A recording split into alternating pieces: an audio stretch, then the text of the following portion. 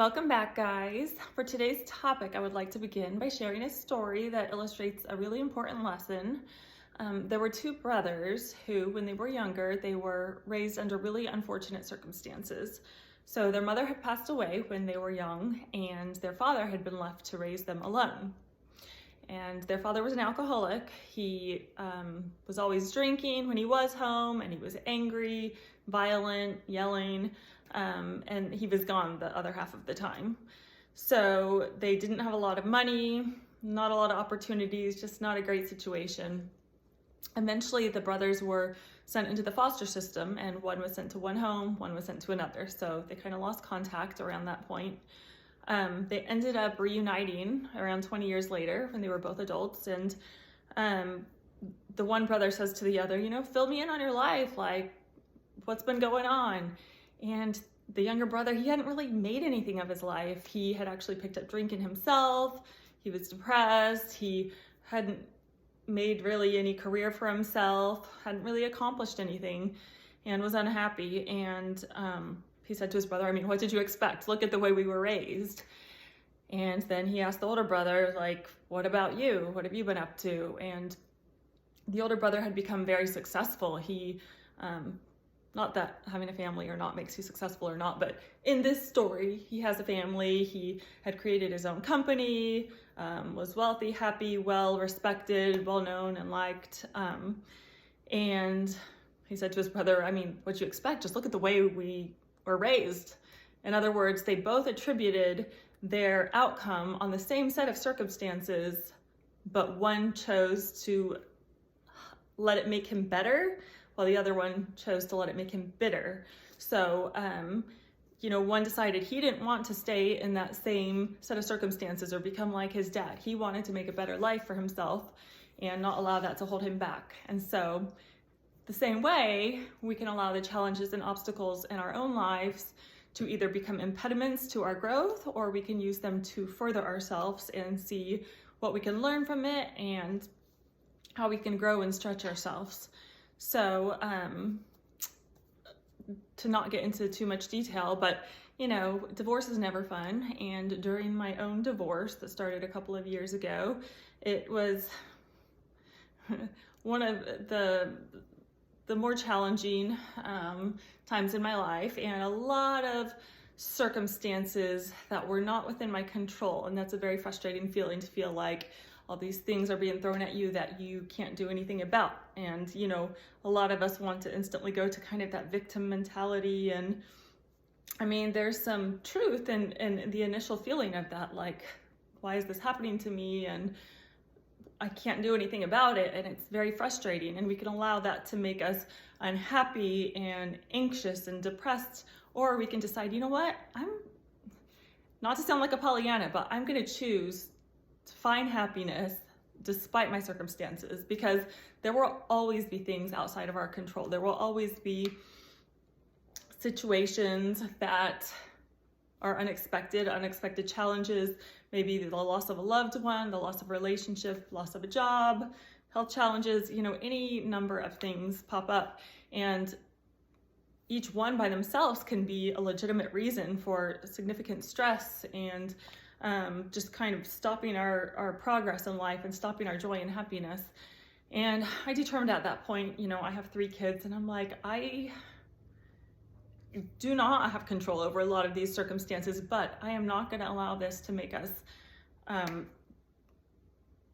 stressed, depressed, unhappy. And of course, there's still stress, but making that conscious effort every day to what joy can we bring, what happiness can we choose, what good can we find in today. And it's a constant effort.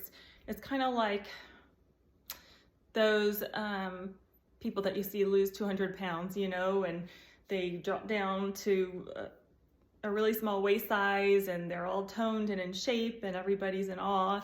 And then you catch up with them a year or 2 later, and they've gained it all back. And it's one of those things that if you don't continue the healthy habits and the newer ways of doing things, the new positive discipline, that you can fall back into these unhealthy ways of thinking, unhealthy habits, and unhealthy ways of doing things if we don't consistently exercise the effort towards making the positive choices. So not saying that I'm an expert by any means in this, because it's always going to be a struggle to some degree, although it does get easier, just like anything does with practice. So, it's so easy for us to always think that happiness is just around the next corner, or, once I get that house, I'll be happy, or once we get pregnant, then I'll be happy, or once I find love, or once I get divorced, or, once the kids move off to college. Always thinking that your maximum happiness, and maybe some of us are decently happy right now, but to really be happy, we think we have to like achieve this certain milestone to achieve maximum happiness. And while it's important to always be growing and improving, we don't need to wait to find joy and happiness until we get to some marker, because when we get to that marker, we're going to find something else that we're not satisfied with. And so it's very important that even while we are growing and developing, that we look for ways to find joy every day and happiness with what we have. And the best way to do this is just through gratitude.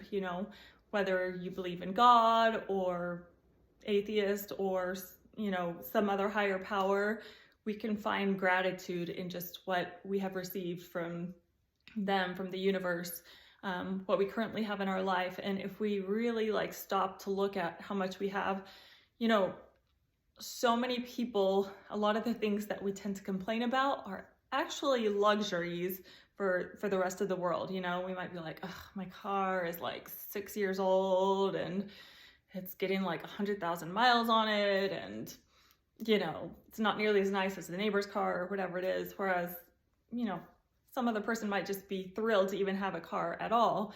And, oh my gosh, my phone is 3 years old, and thinking that we are going through such challenges by not having the latest or greatest of this or that, or maybe our house is a lot smaller than we would like. The fact that we have a house or a roof over our heads, and I don't mean to minimize, there's some legitimate life stressors and stuff, but so much of our stress comes from the way we look at a situation and not from the situation itself. They say the problem usually isn't the problem, it's our interpretation or analysis of the problem. So, okay, maybe I can't pay the utility bill this month. Yeah, that's a problem, but the amount that we let it affect us and stress us out, will really affect, our joy every day. And so just finding solutions and changing what we can, that's within our sphere of control, and what we can't, just choosing to let it go and knowing that everything's going to be okay.